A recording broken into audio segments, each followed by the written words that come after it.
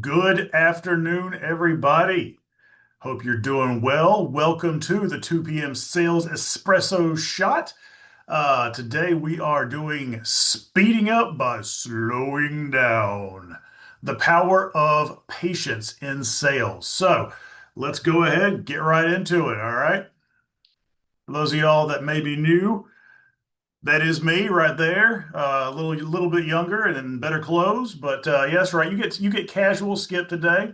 Nobody cares. Nobody cares that that I'm wearing a hoodie. All right, sure, it's 100 degrees outside, but who cares? All right. But if I'm not connected with you, this is what really matters. If I'm not connected with you, please scan that QR code. Reach out to me on LinkedIn. Follow me there. All that kind of fun stuff. Love to connect. And if this is your first time attending the 2 p.m. Sales Espresso Shot, I want to welcome you. Also, give you the lay of the land, 15 minutes or less every Thursday at 2 p.m. on any sales topic that happens to be top of mind for me. I'll put it out there on Thursdays. You're going to leave with a couple of actionable takeaways, hopefully, open up things for a more in depth conversation, but always going to have something that you can take back to your team. All right. So, guys, all right, let's get started. So, pipeline patience. Let's look at this because in our business, we have got a lot of things pulling against us. We've got to create a sense of urgency while also being patient. We've got to hurry up and get things submitted, but at the same time, we've got to take our time, be sure things are submitted correctly. My God, it's enough to make your head spin. We've got to be everything to all people sometimes, it feels like. But you know what? That's not really the case. If we can just take a step back and understand patience. All right. It's a consistent effort that does not give you an immediate reward. Despite all the pressures upon you, it is the fact that you are going to put forth a consistent effort day in and day out without an immediate reward to get you where you want to go. All right. So remember that. And one of the biggest takeaways from this is something that most of y'all have probably heard before, but it's trust your process, no matter what it is, whether it's your sales cadence, whether it's your manufacturing process for a loan, it doesn't matter. Whatever it is, trust your process, stick with it, don't skip steps. You start skipping steps, you start getting sloppy and getting hurried and getting rushed. That's when things actually tend to slow you down. Think about it like this.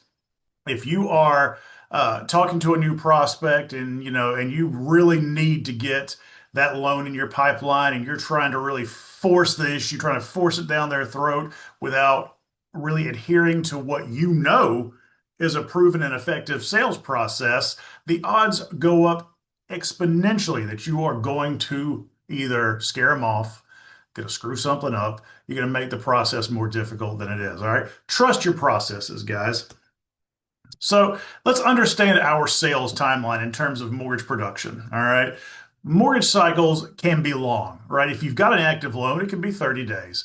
If you've got a new referral relationship, that could be even longer. It can be 3, 6, 12 months. Hell, sometimes it could be years.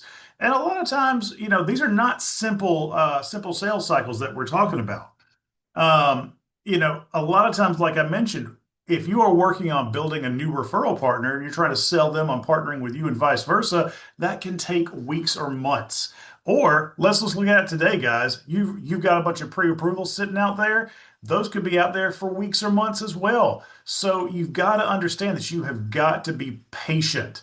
To be the true trusted advisor that you are trying to be means being patient with your customer and not trying to force their hand, not trying to push them in any given direction, but instead guide them, right? We have to remember this. And that's what a lot of this is going to be today is reminding us of things that we may already know, but sometimes we forget day to day. All right. The cost of rushing this process. If we start missing things, skipping steps, like I mentioned a minute ago, what's going to happen? What could possibly go wrong, right? Well, one big thing is that your lead, whether it's a referral partner lead or a borrower lead, they can feel pressured. They can simply vanish. This is one of the number one reasons. There are two big ones, but this is one of the number one reasons why you get ghosted sometimes is because they feel the pressure. All right, and they simply drop off the grid. We have to avoid this by maintaining our patience. And I don't have this on the slide, but there's something out there in sales called the universal law of need. And some of y'all on here, if you've ever had my trainings before, know I've mentioned this previously. But essentially, what it says is the more you need a deal, the less likely you are to get it because your prospect picks up on that desperation. It's palpable. They can sense it. They can feel it. They are not attracted by it. And so the more you act like you need it, the less likely you are to actually get it. So anyway, leads feel pressured and drop off. And that's going to lead also to missed opportunities, guys. Like I said a minute ago, you got these pre-approvals that could be sitting out there while they're trying to find a house, or while you're trying to sort out different loan options, or just whatever the case may be. If you aren't patient and you don't follow up and nurture these leads properly, you're going to miss opportunities. Then you're going to have the borrower be in a position where they're going to go to the latest, shiniest objects instead of going back to you, who will have nurtured them throughout the whole process. So we have to remember that by being patient, we can capitalize on opportunities that we have in front of us. Yeah, guys, don't let these three things kill your pipeline. All right. And not just your existing pipeline, but your one in the future. All right, you're giving up too soon. Just because a lead or a prospect does not convert immediately does not mean you need to give up. And I know we all know that, but how often do we make one attempt at contacting a new referral partner, or one attempt at putting a loan in the pipeline? And you talk to them once, you don't have a good back and forth, and you just throw in the towel. You throw in the towel. All right. Yeah. I mean, it happens all the time, more than we would like to admit. So don't give up too soon. Don't neglect your warm leads. For God's sake, I know this seems like a no-brainer, but I see it all the time. You actually take the warmness of those leads for granted. And you try and go chase some other stuff while these sit there, and it just don't neglect the warm leads. All right.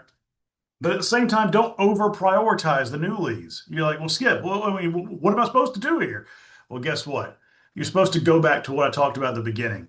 Trust your process. There is no one lead that is more important than another. Now, again, this is not talking about prioritization in terms of closing date and that kind of thing. This is simply meaning that one person's not more important. They all have to be worked. They all have to be part of the process.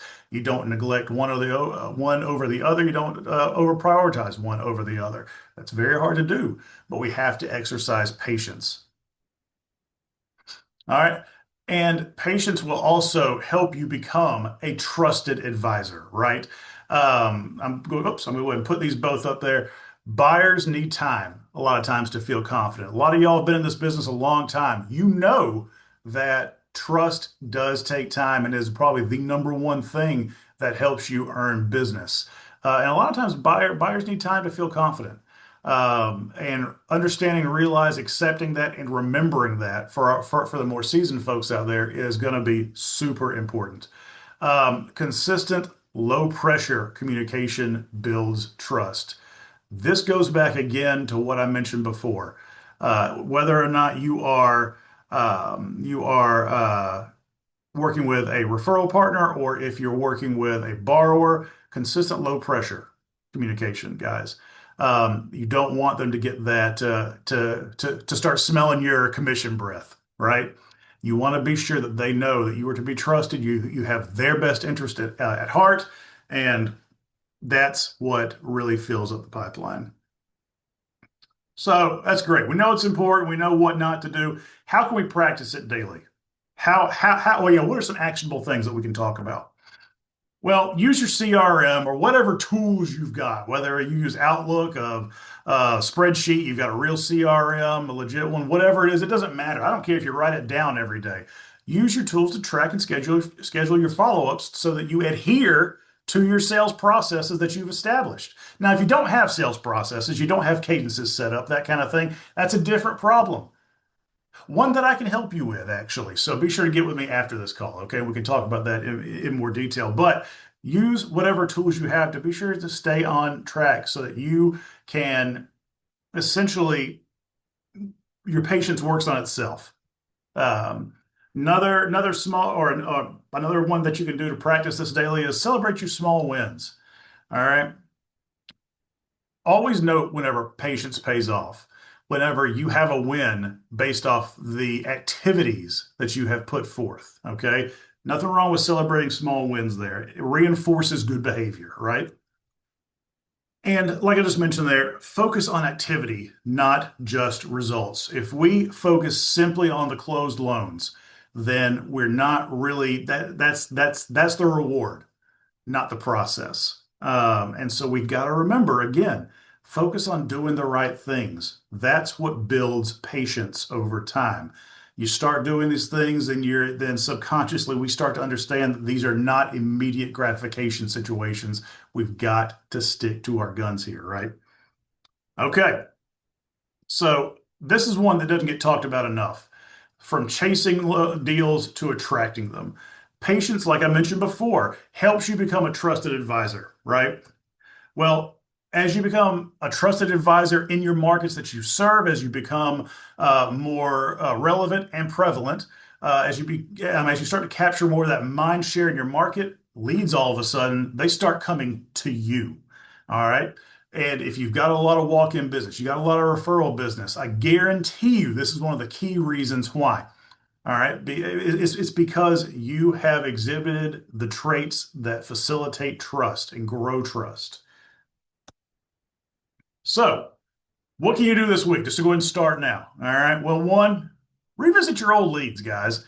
If you've got something that you've forgotten about that you kind of let drop off, or it was something that you're like, oh man, I should have called so and so, but I just got busy and whatever. Revisit them. All right. Set up just a simple 30-day follow-up plan for all of your leads, whether it's new referral partner leads or borrower leads. Set up a plan. And guys, if you need help with these, please let me know. I can help you set these up. And block time for pipeline nurturing.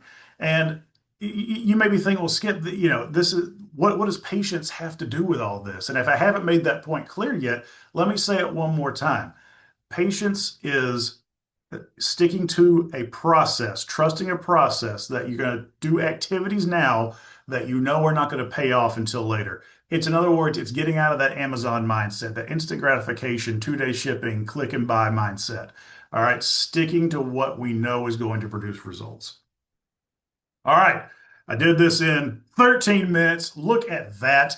Guys, if you want to talk more about any of these topics, if you need help with any of the subject matter we discussed today, please reach out to me. I'd be more than happy to talk to you about any of this. If not, hey, that's great. I hope to see you again next time, next Thursday at 2 p.m. We will be back. And hey, y'all go out there and sell something. Have a great day.